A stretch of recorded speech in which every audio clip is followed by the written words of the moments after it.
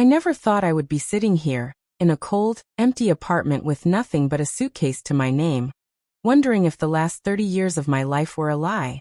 My son, my only child, had been buried for less than 48 hours when his wife, Sarah, handed me a trash bag and told me I had until sunset to clear out of the house I helped pay for. She looked me dead in the eye, without a single tear for the man we both supposedly loved, and told me that she was going to make sure I left this world as broke as I entered it. She claimed the house, the savings, and even my son's life insurance were all hers, and that I was nothing more than a financial burden. She was finally cutting loose. I stood there, trembling with grief and shock, asking myself how a person could be so cruel while the soil on my son's grave was still fresh. Was I wrong for thinking family meant more than a legal document? Would you have walked away quietly? Or would you have fought back even when you had nothing left? Tell me, because what happened next when the lawyer finally called is something I still can't believe actually happened. The story really begins 5 years ago when my son, Mark, married Sarah. At the time, I was overjoyed. Mark was a hard-working man, a software engineer who had inherited my late husband's sense of duty and kindness. When he brought Sarah home, she seemed perfect, charming, attentive, and seemingly devoted to him. I wanted to be the supportive mother-in-law, so when they mentioned they were looking for a house but were a bit short on the down payment, I didn't hesitate. I sold my small condo and moved in with them, putting every penny of my savings into their forever home, under the verbal agreement that I would have a place to live for the rest of my life. For 4 years, things were peaceful enough. I did the cooking, I tended the garden, and I stayed out of their way. But looking back, there were cracks I chose to ignore. Sarah was always very focused on the lifestyle Mark's salary provided. She didn't work, which was fine, but she spent money as fast as he earned it. When Mark started getting sick, complaining of chronic fatigue and headaches, her first concern wasn't his health, but whether he'd still be able to make the partner track at his firm. I remember one specific Tuesday afternoon, barely a year into their marriage, when I overheard them arguing in the kitchen. Sarah was shouting about a summer gala she wanted to attend, demanding a dress that cost more than my monthly Social Security check. Mark was trying to explain that we needed to build an emergency fund, especially since the house needed a new roof. Sarah's response sent a shiver down my spine even then. She told him that emergencies are for people who don't have talent, and that his job was to provide the life she deserved, not to worry about rainy days. I brushed it off as young passion or perhaps just a bad day. But that entitlement only grew like a weed in our home. 6 months ago, the world collapsed. Mark was diagnosed with an aggressive form of brain cancer. It moved so fast it felt like a blur of hospital hallways and beeping machines. While I spent every night sleeping in a plastic chair by his bedside, Sarah was rarely there. She claimed she couldn't handle seeing him like that. But I'd see her social media posts at high-end brunches, self-care days to deal with the stress of his illness. I paid for his extra treatments out of my meager Social Security checks when the insurance stalled, while she complained about the cost of the mortgage. I remember begging her to come to the hospital, just once during his 3rd week of radiation. He was drifting in and out of consciousness, calling her name. She told me she had a migraine, and couldn't deal with the smell of the oncology ward. Instead, she went out and bought a pair of $300 shoes to lift her spirits. When Mark passed away 3 weeks ago, I was holding his hand. Sarah arrived an hour later, asked the nurse about the paperwork, and didn't even look at his face. The funeral was a lavish affair, mostly for show, and the moment the last guest left our house, the mask slipped. She told me that since the house was in her name and Mark's, and since Mark didn't have a formal will that she knew of, I was essentially a guest who had overstayed my welcome. She called me a leech, and said that the money I put into the house was a gift, in the eyes of the law. I watched her pack my things into those black plastic bags, tossing 30 years of my memories aside, as if they were literal garbage. She threw my photo albums into the mud near the driveway, laughing when I scrambled to pick them up. "You're done here, Carol," she sneered. "I'm young, I'm beautiful, and now I'm a very wealthy widow. There's no room for a depressing old woman in my new life." I spent that first night in a cheap motel, crying until my eyes were swollen shut. I felt like I had failed my son. I had no money, no home. And the woman who should have been grieving with me was actively trying to ruin me. She even blocked my number when I tried to ask for my wedding ring back, the one Mark had been keeping in the safe. I felt completely defeated. The motel room smelled of stale cigarettes and regret. I sat on the edge of the bed, clutching the one photo of Mark I had managed to save from the mud, wondering where I went wrong. I had given everything to that family, and in return, I was being discarded like a broken tool. But then, a week later, I got a phone call from a law firm I didn't recognize. They asked me to come in for a mandatory reading of a private trust established by Mark 2 years ago. I didn't even know he had a lawyer. When I walked into that office, Sarah was already there, wearing a designer black dress, and looking like she was ready to collect a jackpot. She smirked at me and whispered, "I hope you enjoyed the motel, because you aren't getting a cent today." She actually had the audacity to bring a real estate agent's business card with her, clearly planning to sell the house and pocket the millions before the week was out.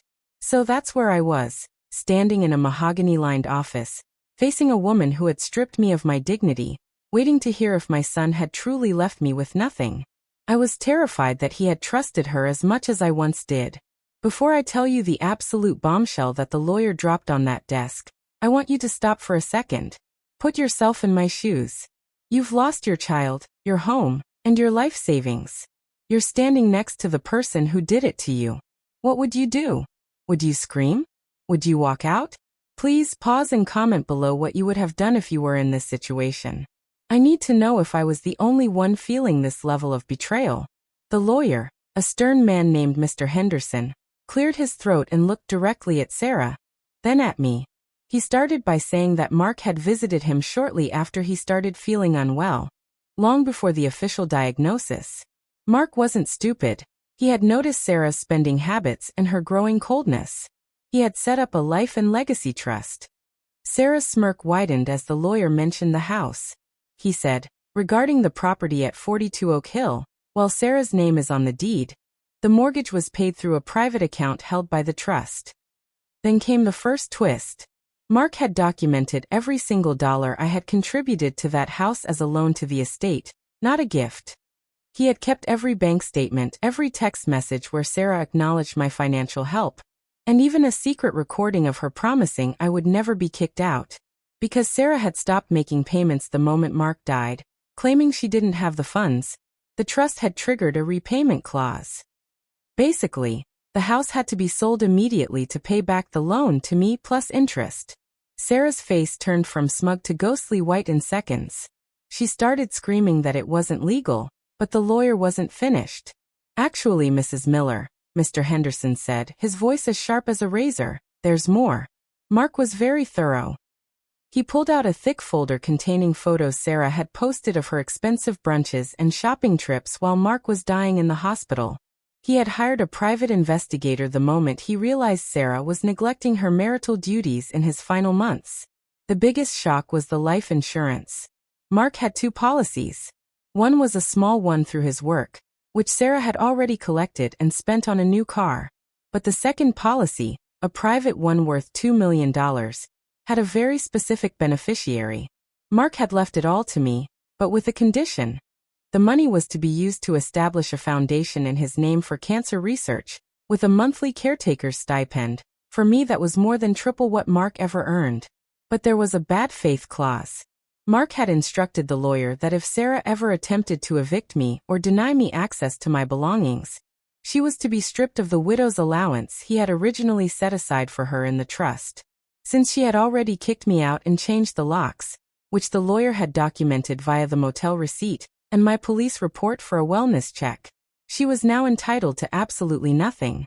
Not the house, not the savings, and certainly not the $2 million. She had literally bullied herself out of a fortune.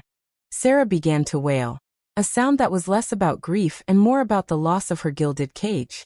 She tried to lunge across the table at me, but the lawyer's security intervened.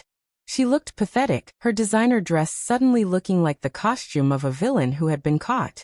"You can't do this," she shrieked. "I'm his wife. I have rights." Mr. Henderson simply pushed a document across the table. "You had rights, Sarah. But Mark gave you a choice. Be a decent human being or be a stranger. You chose to be a stranger." The aftermath was chaotic. Sarah tried to sue, claiming Mark wasn't of sound mind, but the medical records showed he set this up before he was even sick.